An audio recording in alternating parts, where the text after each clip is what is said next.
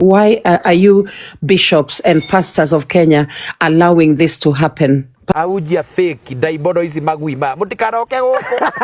Ucio ni bishofu na niwe watuma Mary Lincoln akorwo akiarĩrĩrio muno no tutanahutia ici rebunge gutariria kiria kiratuma aya atatu Mary Lincoln, Pastor Ben Gitau na bishofu uyu makorwo magitrend ndeto cia magigi cia korwo ikiumbuka na une thutha wa pastor wi ngumo Pastor Ben Gitau gukorwo akiyumiria na akorwo akiingira mutambo-ini wa TikTok akiuga bishofu umwe uria tanamugweta na ritwa ni akorirwo murepu na njira ya gutumira thutha wake. Pastor Ben Gitau, Mary Lincoln na bishofu uyu niho makorwo makigwetwo makiria riria Pastor Ben Gitau aingira kuria TikTok kuria akorirwo agitariria undu uyu urakorirwo ukimuhanikira undu wa magigi muno. Arauga urekirwo ni bishofu umwe no uria atanakorwo akimugweta na ritwa, na riria akorirwo akiingira on TikTok live niho Suga Shambi uria okwaragia in that live akorirwo agigweta bishofu uyu na allegedly akiuga ati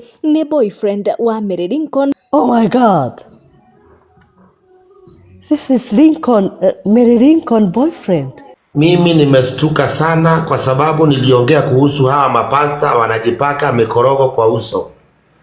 Kuna siku nilisema kuhusu hawa mapasta wanajipaka mikorogo kwa uso, wanakuaga na kasoro mahali, watu wakasema Kanyari wa 310.